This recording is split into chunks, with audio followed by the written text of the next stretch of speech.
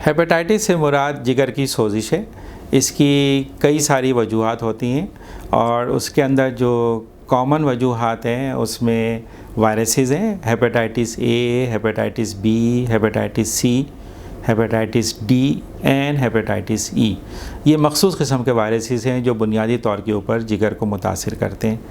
आम अलामतों के अंदर इसमें यरकान का होना, जिसमें जिस्म जो है और आँखें वो पीली हो जाती हैं, भूख का ख़त्म हो जाना और हल्का बुखार का होना, और कुछ लोगों में तेज़ बुखार भी इसके साथ में होता है, और कमज़ोरी का हो जाना। तो ये कमज़ोरी होती है, भूख कम हो जाती है, जिस्म पीला पड़ना शुरू हो जाता है, आँखें भी पीली हो जाती हैं उसके साथ, और उल्टियाँ आनी शुरू हो जाती हैं, खाने को देख के जो है वो जी मतलाना शुरू हो जाता है। ये इसकी आम वजूहात हैं और आम अलामतें हैं। वजूहात के अंदर हम इनको दो में डिवाइड कर सकते हैं, और वो दो में तकसीम करने का बुनियादी मकसद इस तरह से है कि ये फैलता किस तरह से है। हेपेटाइटिस ए और ई जो है वो फीकल ओरल रूट से फैलता है, यानी कि पानी से और हाइजीन के मेंटेन ना रखने से, सफाई सुथराई का ख्याल ना रखने की वजह से हेपेटाइटिस ए और ई होता है। दूसरा जो हेपेटाइटिस है वो हेपेटाइटिस बी और हेपेटाइटिस सी है। ये इस तरह से नहीं फैलता जैसे हेपेटाइटिस ए और ई फैलता है, जो कि खाना और हाथ वाथ ना धोने की वजह से होता है। हेपेटाइटिस बी और सी जो है वो ब्लड प्रोडक्ट से कांटेक्ट में आना और आलूदा शुदा इंजेक्शंस का लगवाना, इन चीज़ों से, या उस मरीज़ से कांटेक्ट में आना जिसको हेपेटाइटिस बी और सी है, और उसके सीक्रेशन से आप अगर कांटेक्ट में आएँ और आपकी जिल्द के ऊपर कोई अगर ख़राश वगैरह हो और वहाँ से इसके जरासीम अंदर चले जाएँ, तो फिर हेपेटाइटिस बी और सी होता है। हेपेटाइटिस दो तरह का होता है, एक एक्यूट कहलाता है और दूसरा क्रॉनिक। एक्यूट के अंदर अलामतें फ़ौरी तौर पे पैदा होती हैं और वो आम तौर के ऊपर 2 से 4 हफ़्तों में ख़त्म हो जाता है। ज़्यादा से ज़्यादा ये मैक्सिमम अगर चलेगा भी तो 6 महीने। 6 महीने के अगर बियॉन्ड कोई भी हेपेटाइटिस है तो वो क्रॉनिक हेपेटाइटिस कहलाएगा। तो एक्यूट और क्रॉनिक का मतलब उसकी सीवियरिटी से नहीं है, उसकी सख्ती या उसकी शिद्दत से नहीं है, उसका ताल्लुक़ इस चीज़ से है कि उसका दौरानिया कितना है। एक्यूट विदिन 6 मंथ्स ख़त्म हो जाता है, क्रॉनिक जो है वो बियॉन्ड 6 मंथ चलता है। क्रॉनिक का वर्ड इस्तेमाल ही उस वक्त करते हैं जब हमारे पास इस चीज़ की क्लिनिकल अलामतें हों या लैब के टेस्ट ये बता रहे हों कि ये बीमारी जो है ये 6 महीने से ज़्यादा पुरानी है। ए और ई क्रॉनिक नहीं करते, बहुत ही रेयर है, वो वाली चीज़ों को यहाँ उस पर बहस करना मुनासिब नहीं है, लेकिन बुनियादी तौर पे क्रॉनिक जो है वो बी और सी करते हैं। एक्यूट ये सब कर सकते हैं, ए, ई और बी कॉमनली करते हैं। सी जो है वो आम तौर पे एक्यूट के तौर पे नहीं सामने आता। ये बुनियादी तौर के ऊपर हेपेटाइटिस की वजूहात हैं और उसकी एक्यूट और क्रॉनिक किस्में हैं। कोरोना या कोविड इन्फेक्शन होने का चांस बढ़ने का हेपेटाइटिस बी, सी, ए और ई से कोई ताल्लुक़ नहीं है। कोरोना का चांस होने का उतना ही इम्कान है किसी भी पेशेंट को हेपेटाइटिस के जितना कि किसी एक आम फ़र्द को है। उसका ताल्लुक़ इस चीज़ से है कि आप किसी ऐसे मरीज़ से कांटेक्ट में आए हैं या नहीं आए हैं जिसको कोरोना है, आप वो एहतियाती तदाबीर के ऊपर अमल दरामद कर रहे हैं जो कि आपको कोरोना से बचाव के लिए चाहिए। हेपेटाइटिस होने से आपकी कोरोना होने का इम्कान बढ़ने का कोई चांस नहीं होता। ये थोड़ा पेचीदा सवाल है, इसलिए क्योंकि एक पेशेंट को जो कि ऑलरेडी हेपेटाइटिस बी का या सी का ट्रीटमेंट ले रहा है और उस दौरान में अगर कोरोना हो जाता है तो ज़ाहिर है कि एक बीमारी से वो पहले ही लड़ रहा है, उसकी अपनी मदाफ़ियत इम्यूनिटी जो है वो पहले ही कमज़ोर हुई हुई है, और उसके अंदर अगर कोई दूसरा इन्फेक्शन आ जाएगा तो वो उसके लिए ज़्यादा ख़तरनाक साबित होगा। पेचीदगियाँ होने के इम्कानात उसके केस में बढ़ जाएंगे।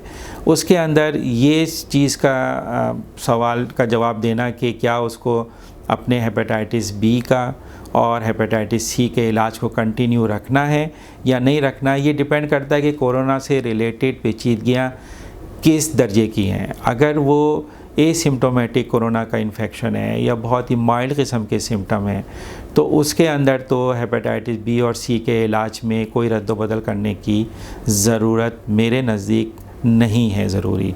लेकिन अगर किसी में कोरोना के वजह से पेचीदगियाँ पैदा होनी शुरू हो जाती हैं, तो उसमें इनफरादी तौर के ऊपर एक मरीज़ को देखते हुए ये फ़ैसला किया जाएगा कि आया उसको अपना हेपेटाइटिस बी का और सी का इलाज जारी रखना है या नहीं रखना। आम तौर के ऊपर उस वक्त ज़्यादा इम्कान ये है कि वक्ती तौर पे हेपेटाइटिस बी और सी के इलाज को हमें रोकना पड़ेगा, जब तक कि कोरोना के अगर पेचीदगियाँ ज़्यादा हो गई हैं उनका हम इलाज पूरा ना कर लें। हेपेटाइटिस के मरीज़ जो हैं वो आप उनको 3 तरह से शुमार कर सकते हैं रोज़े के लिहाज से। एक एक्यूट हेपेटाइटिस है जिसमें मरीज़ के लिए बुखार है, येलो डिस्कलरेशन हुई हुई है, जॉन्डिस हुई हुई है, यरकान हुआ है उसको और उल्टियाँ आ रही हैं, भूख नहीं लग रही है, तो वो तो ज़ाहिर है कि वो रोज़ा नहीं रख सकता।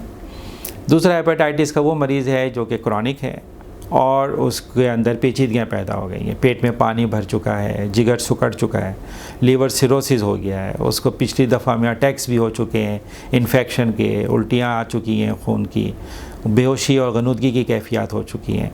तो उसका मतलब ये कि उसकी इम्यूनिटी, उसके जनरल वेलबींग जो है, मजमूई सेहत जो है काफ़ी मुतासिर है।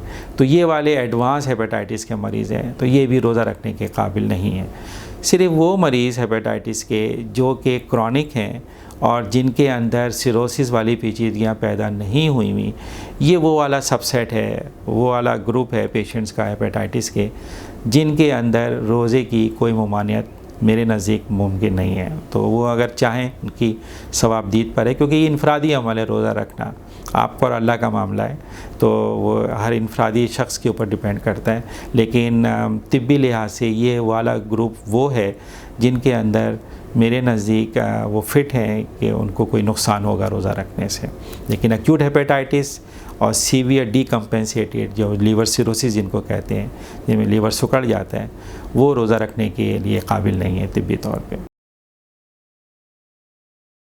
सेहतमंद ज़िंदगी गुजारने के लिए और अगर आप हाइजीन को सही तरीके से मेंटेन रखेंगे तो आप हेपेटाइटिस से बड़ी हद तक बच सकते हैं।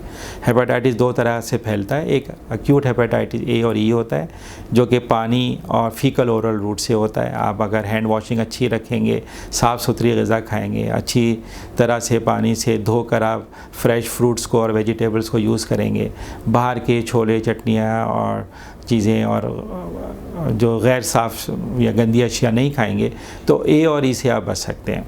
इसी तरह से जहाँ तक बी और सी का ताल्लुक़ है, गैर ज़रूरी इंजेक्शंस लगाना और गैर ज़रूरी तौर के ऊपर आप किसी ऐसे पर्सन से कांटेक्ट में आएँ जिसको हेपेटाइटिस बी और सी हो या किसी के सीक्रेशन से कांटेक्ट में आएँ, तो अगर आप इन सब चीज़ों से बच सकेंगे तो आप हेपेटाइटिस बी और सी से बच सकेंगे। और तीसरी चीज़ ये है कि आप वैक्सीन यूज़ कर सकते हैं। हेपेटाइटिस बी की वैक्सीन हर एक को लगाना लाजमी है। हेपेटाइटिस सी की वैक्सीन मौजूद नहीं है।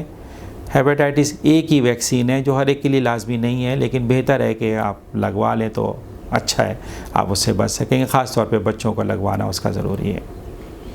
तो अच्छा लाइफ स्टाइल अवॉइड करना है, आलूदा अशिया से बचना है और वैक्सीन का यूज़ करना है। डाइट का बराह रास्त ताल्लुक़ नहीं है हेपेटाइटिस से, लेकिन एक्यूट हेपेटाइटिस के अंदर ज़ाहिर है पहले उसके लिए खाना पीना मुश्किल हो रहा होता है।